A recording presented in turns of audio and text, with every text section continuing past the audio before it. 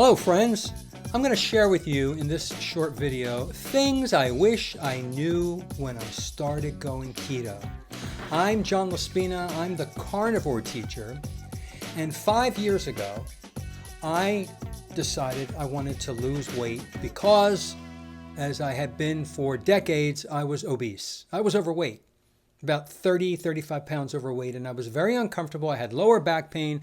I had obsessive compulsive disorder, ripping my fingers and biting my nails, and bad skin, and I had emotional roller coaster issues. I could go on and on. When I went keto, I went in blindly as another diet, just like Jenny Craig or any of the other ones. I'm going to try keto to lose weight. I didn't know what the heck I was doing.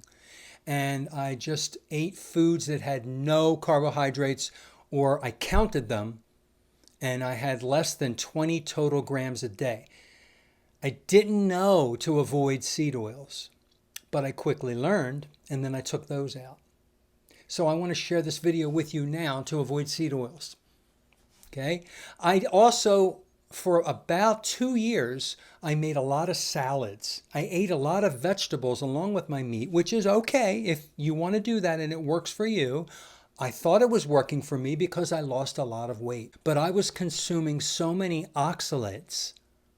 I didn't realize I actually increased my oxalate intake by going keto because I added a lot of spinach, a lot of dark chocolate.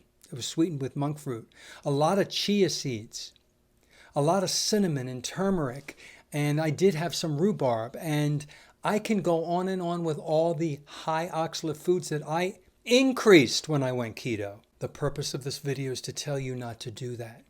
If you're just starting out, I suggest you do some research about the low oxalate fruits and vegetables that you can enjoy, because a lot of people who want to lose weight don't want to go right into carnivore and just have meat.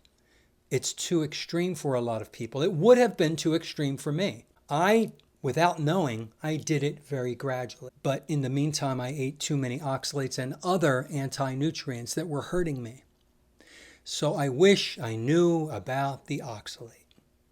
I wish I knew about the seed oils. When I went keto, I was fixated and focused so heavily on an app on my phone to track my protein, carbohydrates, and fats. And I had to hit my number and fill my pie chart correctly, or I didn't sleep well that night. Well, it worked for me. I tracked it. I also bought a blood ketone meter, and I pricked my finger and I tested my glucose and my blood ketones to see if I was in ketosis, and I was. So it egged me on to continue. It motivated me to continue eating right. I felt better, but then I got a kidney stone, and I had to go to the hospital, and I was in excruciating pain. Like, I don't know what it's like to deliver a baby, but you ask any woman and she will tell you it's like death. It's very painful. It's considered to be like a guy who's passing a kidney stone. That jagged, sharp calcium oxalate stone is lodged in the nephrons of your kidney, and once it starts moving, that's when it is excruciating. Doubled over in pain, crying on the floor, pain. And then that calcium oxalate, sharp, jagged kidney stone has to go through the ureter, from the kidney to the ureter, which is this little tube that goes into your bladder. And while it's going through, it's ripping, it's gouging. You have inflammation, you're probably internally bleeding. And then once it finally gets into the bladder, it doesn't hurt anymore.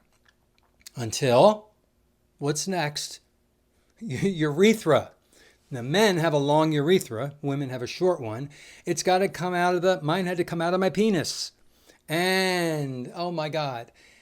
Actually, that one didn't hurt as much. And it came right out into the toilet, and I saw it. I did. I have it. It's a stone. Calcium. I took it in. I had it analyzed. It was a calcium oxalate kidney stone. I don't recommend this. And I hoped I wasn't getting any more. I hope I didn't have any more.